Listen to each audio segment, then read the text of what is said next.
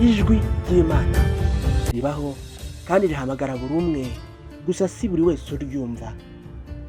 Mu buzima busanzwe benshi tukaryama tunaniwe kubera ibyo tuba twiriwemo dukora. Gahunda z'ejo nazo zikaturara mu mutwe, tukabyuka dushaka kwihutira muri gahunda dushaka gukora uwo munsi. Gusa iyo tukibyuka ntabwo tubyuka dushaka kumva ijwi ry'Imana, ahubwo tuba dufite igihunga n'umuvuduko mwinshi. Abafite telefone smartphone babanza kureba amasitati ndetse no kureba ababandikiye.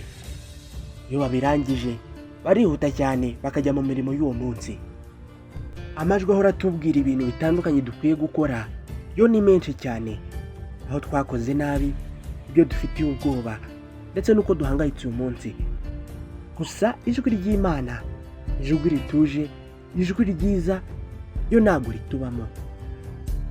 Ibintu biri ku isi ni byinshi kandi bifite n'amajwi menshi.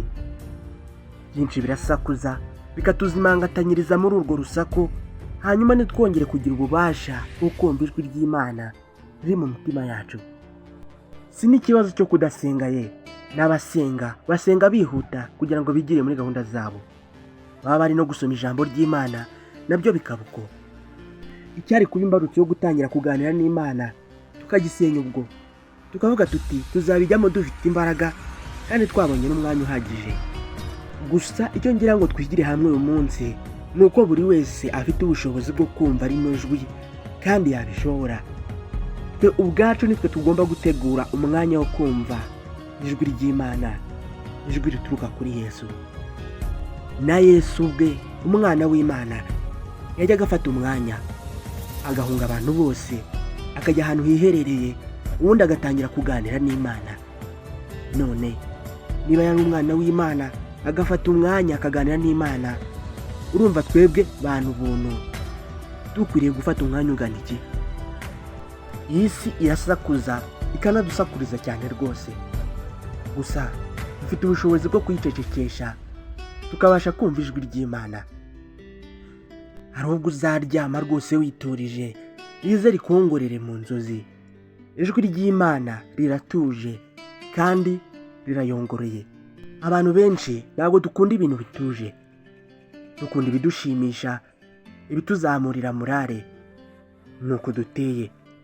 Gusa nk'iyo usomye mu Bami ba mbere ibice 19 umurongo wa 11 kugera kuri 12, hatubwira uburyo Eliya atumvisha ijwi ry'Imana mu bintu bisakuza.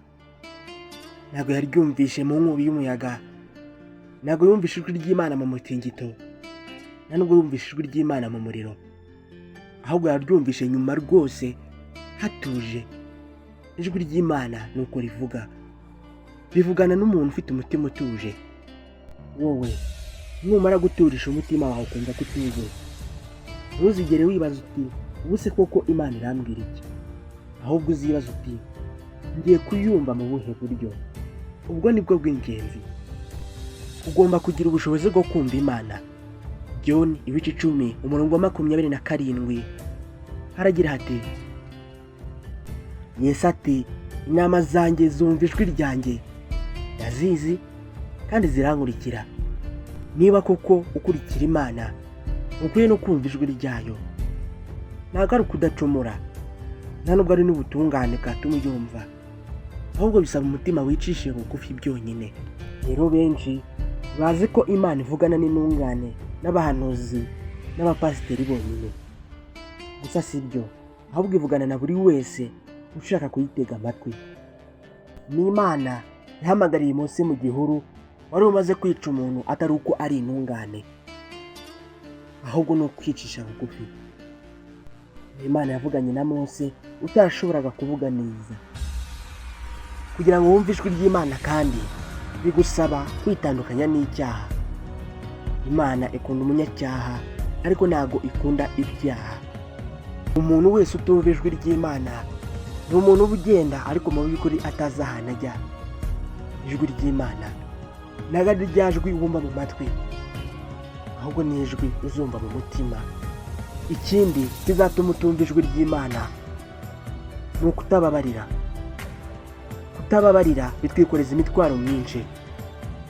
Mariko ibice 11 umurongo wa 25 haragira hati, kandi igihe muhagaze musenga mujye mubabarira uwo mufitanye akantu, kugira ngo namwe so wo mu ijuru abababarire.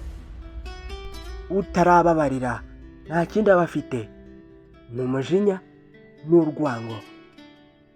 Ku muntu ufite umujinya n'urwango ntabwo bishoboka ko ashobora gukorana n'ijwi ry'Imana. Kubabarira ntabwo ari ukwibagirwa, ahubwo ni ukuruhura umutima imitwaro uba wikoreye kubera uwo muntu wundi. Kutababarira ni nko gufata igikombe cyuzuye uburozi ukakinywa, hanyuma ukitega yuko uwo muntu utari kubabarira ari uri buze gupfa. Ni wowe uba uri kwigirira nabi. Kubabarira ubikora bikugoye, yewe nta nubwo ari ikintu cyoroshye, gusa nibyo biba bikwiriye kugira ngo ubashe gukorana n'ijwi ry'Imana. Ikindi gituma utumva ijwi ry'Imana ni ukutemera icyaha no kutemera kwatura icyaha cyawe. Yohana wa mbere igice cya mbere umurongo wa 19 haragira hati, ariko niba twishinja ibyaha byacu, Imana idahemuka kandi yuje ubutungane izatubabarira ibyaha byacu. Imana ihora yiteguye kutubabarira, ahubwo twe duhora twiteguye gusaba imbabazi no kuyicira bugufi. Ikindi gituma tutumva ijwi ry'Imana ni ukwiratana ubwenge bw'isi. Ubwenge bw'isi butuma tutumva ijwi ry'Imana kubera ko butwereka ibicagase. Umuntu wibwira ko azi ubwenge ahora yumva ko yuzuye, ariko nawe ubwe iyo atibereye agera imbere agasanga yaribeshye, agasanga hari ibintu bicagase rwose, agifiteho ibibazo byinshi. Imigani ibice 3 umurongo wa 5 haragira hati, uzizere uhoraho n'umutima wawe wose, woye kwiringira ubwenge bwawe. Ibi byanditswe kumvisha ko hari aho ubwenge bw'abantu bugarukira. Ntabwo umuntu ashobora kumenya ibintu byose, ariko ubwenge bw'Imana ntibugira igarukiro, buhoraho kandi ni bwinshi cyane. Niyo mpamvu ariyo ukwiye kwisunga, niyo mpamvu ukwiye kumva ijwi ry'Imana, kubera yo ariyo yuzuza ibintu. Imana yaremanye umuntu ubwenge. Ni kenshi iyo twahuye n'ibibazo tugisha inama inshuti zacu, tugakora ubushakashatsi, yewe tugakora n'ibidasanzwe kugira ngo twiyungure ubwenge mu kintu runaka. Gusa ikibazo, yaba ibyo twiga yaba abo tugisha inama, byose birahindagurika. Uyu munsi umuntu aba ari aha, ukamusanga aha, ahindura imyumvire vuba vuba, ku buryo nawe ibyo yabaga yemereye umwaka, mu wundi mwaka usanga byarahindutse. Kimwe n'ibihe bihora bihinduka. Niyo mpamvu umuntu atagakwiye kuguha formule cyangwa se uburyo ugomba gukoramo ibintu. Ukwiye kumva Imana yonyine. Abakorino ba mbere ibice 3 umurongo wa 19 haragira hati, ubuhanga bw'isi n'ubusazi mu maso y'Imana. Ntabwo siyanse yakwigisha ukuri, nta n'undi muntu waguha ukuri usibye ijwi ry'Imana. Ikindi kintu kikubuza kumva ijwi ry'Imana ni ubwoba, impinduka z'ahazaza, ubwoba bw'uko ibintu bishobora guhinduka nabi. Ni ibintu bicecekesha ijwi ry'Imana muri twe, hanyuma tukisanga twarabuze amahitamo mu buzima. Gusa mu bice Timoteyo wa 2 igice cya mbere umurongo wa 7 atubwira, Imana yaduhaye umutima w'ubwoba, ahubwo yaduhaye umutima wuje imbaraga. Ubwoba Imana irabwanga. Ufite ubwoba ntashobora gukunda, kandi udakunda ubwo nguwo si uw'Imana. Uwo nguwo rero ntashobora guhura n'ijwi ry'Imana.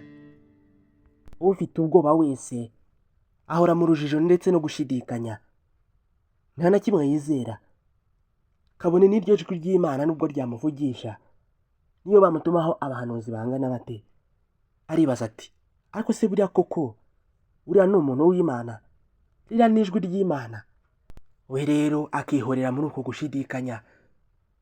Niba hari uwibuka inkuru ya Petero, Yesu yahamagaye Petero ubwo bari bari mu nyanja, abwira Petero ngo amusange ari kugenda hejuru y'amazi n'ibirenge. gusa Petero akandagiye mu mazi yagize ubwoba yenda kurohama.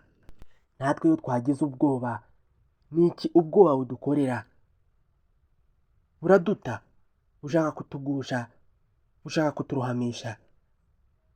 Gusa icyo nabifuriza ni ukutagira ubwoba kandi mukumva ijwi ry'Imana. Njye nitwa Aimable Niyongira, munyemerere duhure ubutaha.